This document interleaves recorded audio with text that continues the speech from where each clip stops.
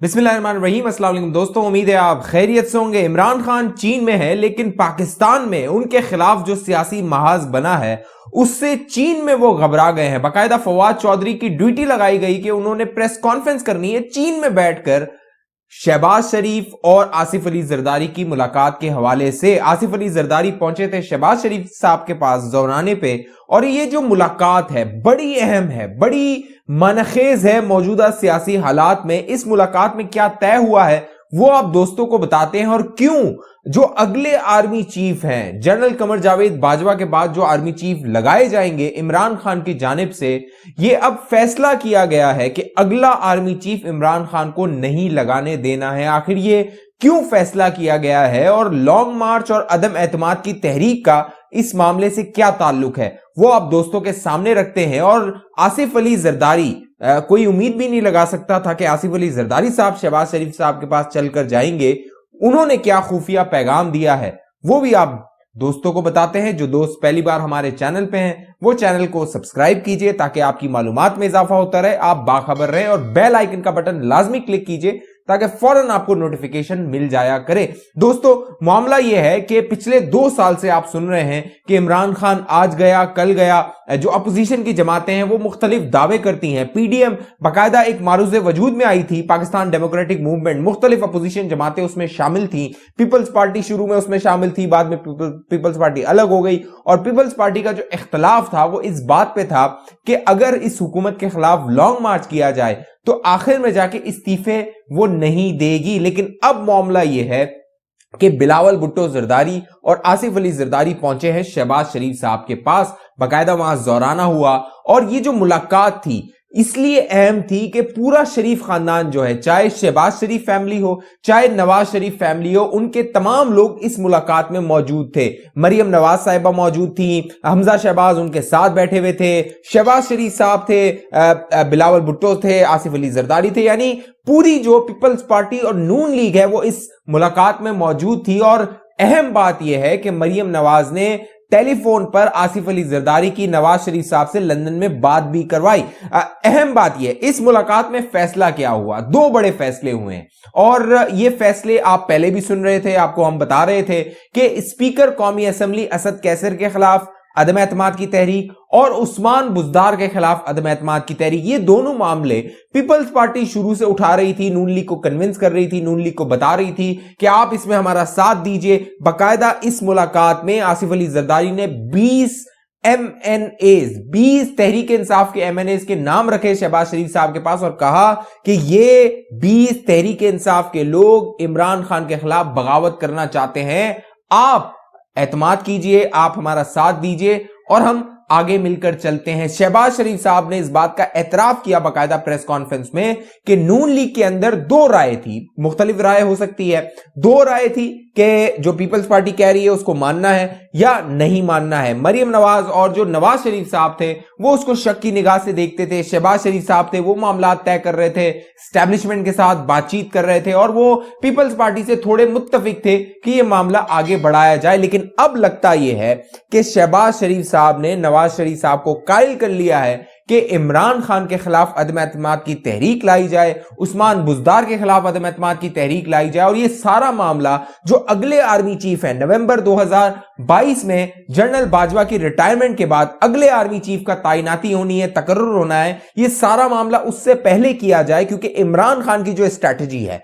इमरान खान ये चाहते हैं कि जो अगला आर्मी चीफ लगाया जाए वो उनका बंदा हो, उनकी मर्जी से आए, और अगले जो 5 साल है यानी 2023 के जो इंतखाबात हैं उसका भी नतीजा कुछ उसी तरह हासिल किया जाए जो 2018 के इंतखाबात के बाद हासिल किया गया था। तो ये पूरी इमरान खान की स्ट्रैटेजी है। इसीलिए इमरान खान साहब ने अपने काबीना के अरकान को बताया था कि अगले 3 माह जो है वो इंतहाई अहम है, क्योंकि इमरान खान को मालूम था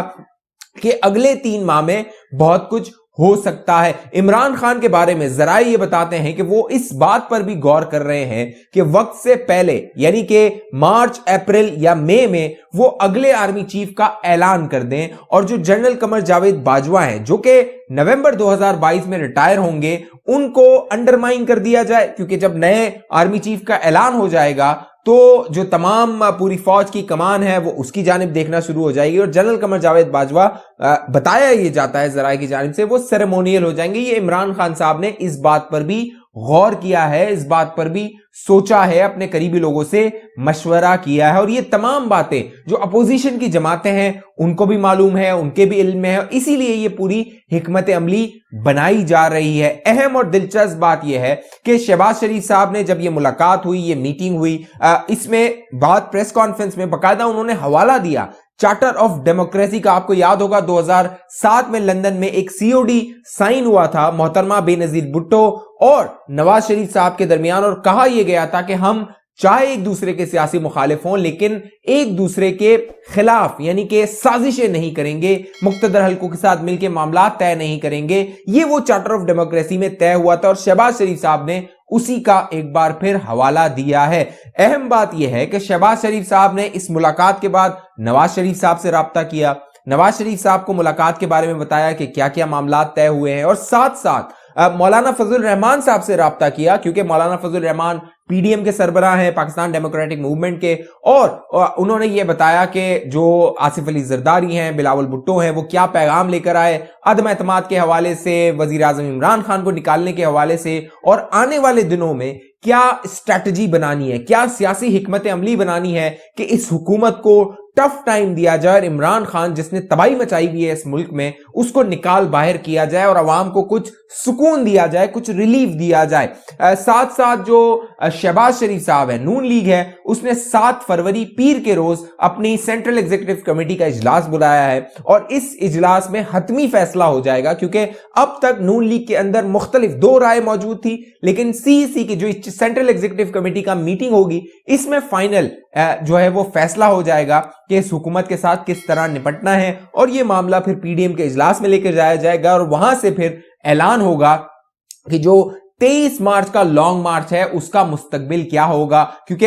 इस जो मीटिंग हुई जो जरदारी साहब की, बिलावल साहब की, इसमें मुतालबा ये किया गया, शहबाज शरीफ साहब ने ये कहा कि अगर आप यानी पीपल्स पार्टी ये कहती है कि हम लॉन्ग मार्च के बाद 27 फरवरी वाले धरना देंगे तो हम आपका साथ दे सकते हैं क्योंकि पीपल्स पार्टी को ये लगता है कि जो 27 फरवरी का वो लॉन्ग मार्च कर रहे हैं वो सूदमंद नहीं होगा क्योंकि वो इस्लामाबाद जाएंगे, कितने लोग उनके साथ आएंगे, क्योंकि पंजाब में जो पीपल्स पार्टी की मकबूलियत है वो इतनी ज्यादा नहीं है, उनको सिंध से लोग लेकर जाने पड़ेंगे, तो वहां पर लोगों को रखना, ठहराना, रोकना और फिर ये साबित करना कि उनका जो लॉन्ग मार्च है वो कामयाब हुआ है पीपल्स पार्टी के लिए थोड़ा मुश्किल हो जाएगा। लिहाजा पीपल्स पार्टी चाहती थी कि नून लीग उनके साथ शामिल हो ताकि पंजाब से उनको एक बड़ी तादाद लोगों की मैसर आ सके, लेकिन पीपल्स पार्टी का यह कहना था, जो नून लीग का मुतालबा था कि वो धरना नहीं देंगे। अब देखना यह है कि ये जो स्पीकर कौमी असेंबली असद कैसर हैं और पंजाब में उस्मान बुज़दार हैं, उनके खिलाफ अदम एतमाद कब आती है